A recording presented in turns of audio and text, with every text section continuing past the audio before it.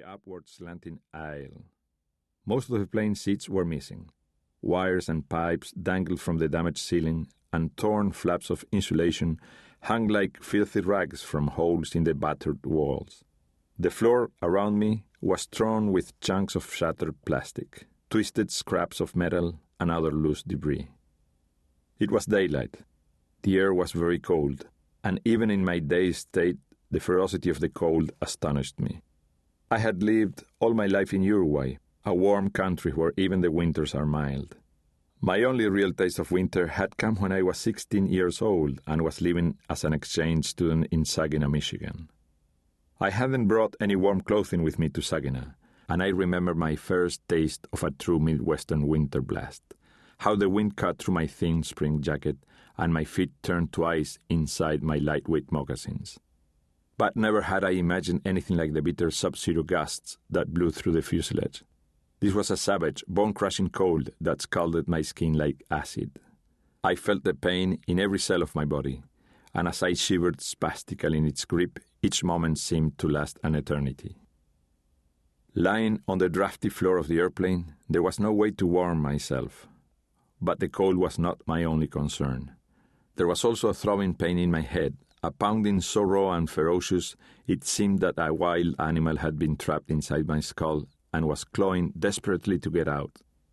Carefully, I reached up to touch the crown of my head. Clots of dried blood were matted in my hair, and 3 bloody wounds formed a jagged triangle about 4 inches above my right ear. I felt rough ridges of broken bone beneath the congealed blood, and when I pressed down lightly, I felt a spongy sense of give. My stomach heaved as I realized what this meant. I was pressing shattered pieces of my skull against the surface of my brain. My heart knocked against my chest. My breath came in shallow gasps. Just as I was about to panic, I saw those brown eyes above me, and at last I recognized the face of my friend, Roberto Canessa. "What happened?" I asked him. "Where are we?" Roberto frowned as he bent down to examine the wounds on my head. He had always been a serious character, strong-willed and intense, and as I looked into his eyes, I saw all the toughness and confidence he was known for. But there was something new in his face, something shadowy and troubling that I hadn't seen before. It was the haunted look of a man struggling to believe something unbelievable, of someone reeling from a staggering surprise. "You have been unconscious for 3 days," he said, with no emotion in his voice. "We had given up on you." These words made no sense. "What happened to me?" I asked. "Why is it so cold?" "Do you understand me, Nando?" said Roberto. "We crashed into the mountains. The airplane crashed. We are stranded here." I shook my head feebly in confusion or denial, but I could not deny for long what was happening around me.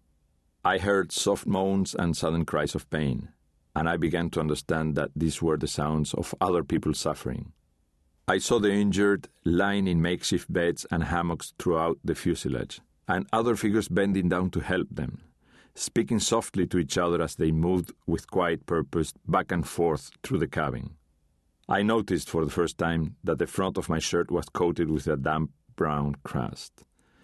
The crust was sticky and clotted when I touched it with the tip of a finger, and I realized that this sad mess was my own drying blood. "Do you understand, Nando?"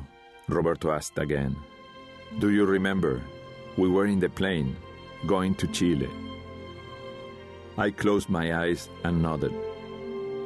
I was out of the shadows now. My confusion could no longer shield me from the truth.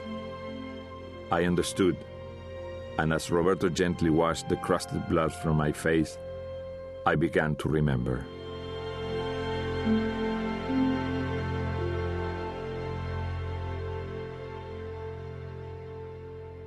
It was Friday, the 13th of October. We joked about that, flying over the Andes on such an unlucky day, but young men make those kinds of jokes so easily. Our flight had originated 1 day earlier in Montevideo, its destination, Santiago, Chile. It was a chartered flight on a Fairchild twin-engine turboprop carrying my rugby team, the Old Christians Rugby Club, to play an exhibition match against the top Chilean squad. There were 45 people aboard, including 4 crew members, pilot, co-pilot, mechanic, and steward. Most of the passengers were my teammates, but we were also accompanied by friends, family members, and other supporters of the team, including my mother, Eugenia, and my younger sister, Susie. Our original itinerary was to fly nonstop to Santiago, a trip of about 3.5 hours. But after just a few hours of flying, reports of bad weather in the mountains ahead forced the Fairchild's pilot, Julio Ferradas, to put the plane down in the old Spanish colonial town of Mendoza, just east of the Andean foothills. We landed in Mendoza at lunchtime with hopes that we would be back in the air in a few hours. But the weather reports were not encouraging, and it was soon clear that we would have to stay the night. None of us liked the idea of losing a day from our trip, but Mendoza was a charming place, so we decided to make the best of our time there. I spent the afternoon with some friends watching an auto race at a track outside of town. My mother and Susie spent time exploring Mendoza's quaint gift shops, buying souvenirs for the people at home. My mother was especially pleased to find a pair of red baby shoes for my sister Graciela's new baby boy. Most of us slept late the next morning, and when we woke, we were anxious to leave, but there was still no word about our departure. Finally, we received word to gather at the airport at 1 p.m., but we arrived only to discover that Ferradas and his co-pilot, Dante Lagurala, had not yet decided whether or not we would fly. The weather reports warned of some turbulence along our flight path, but Ferradas was confident the Fairchild could fly safely above the weather. The more troubling problem was the time of day. In the afternoon, warm air rises from the Argentine foothills and meets the frigid air above the snowline to create treacherous instability in the atmosphere above the mountains. Our pilots knew that this was the most dangerous time to fly across the Andes. On the other hand, we couldn't stay in Mendoza. Our aircraft was a Fairchild F-227 that we had leased from the Uruguayan Air Force.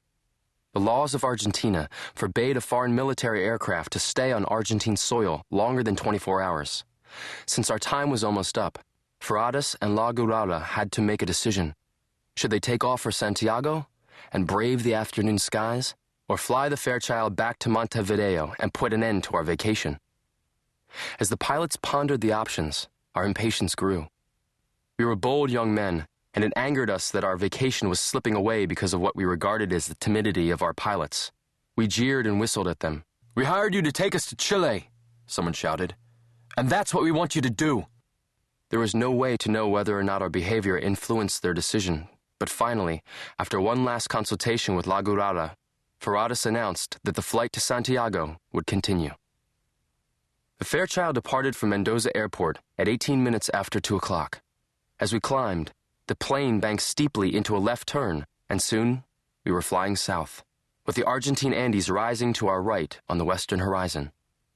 Through the windows on the right side of the fuselage, I gazed at the mountains, which thundered up from the dry plateau below us like a black mirage, so bleak and majestic, so astonishingly vast and huge that the simple sight of them made my heart race. I had heard people refer to the Andes as one of the Earth's great geological wonders, and the view from the airplane gave me a visceral understanding of what that meant. To the north, south, and west, the mountains sprawled as far as the eye could see, and even though they were many miles away, their height and mass made them seem impassable. In fact, as far as we were concerned, they were. Santiago lies almost exactly due west of Mendoza, but the region of the Andes that separates the two cities is one of the highest sections of the entire chain, and home to some of the tallest mountains in the world. Somewhere out there, for example, was Aconcagua, the highest mountain in the Western Hemisphere, and one of the 7 tallest on the planet. With a summit of 22,831 feet, it stands just 6,200 feet shy of Everest, and it has giants for neighbors, including the 22,000-foot Mount Mercedario and Mount Tupungato, which stands 21,555 feet tall. With such towering summits rising along the way, there was no chance that the Fairchild, with its maximum cruising altitude of 22,500 feet, could fly a direct east-west route to Santiago. Instead, the pilots had charted a course that would take us about 100 miles south to Planchon Pass, a narrow corridor through the mountains with ridges low enough for the plane to clear. When we had cleared the mountains on the Chilean side, we would turn north to Santiago. The flight should take about an hour and a half. We would be in Santiago before dark. On this first leg of the trip, the skies were calm, and in less than an hour we had reached the vicinity of Planchon Pass. I was sitting in a window seat on the left side of the plane, And as I watched, the flat,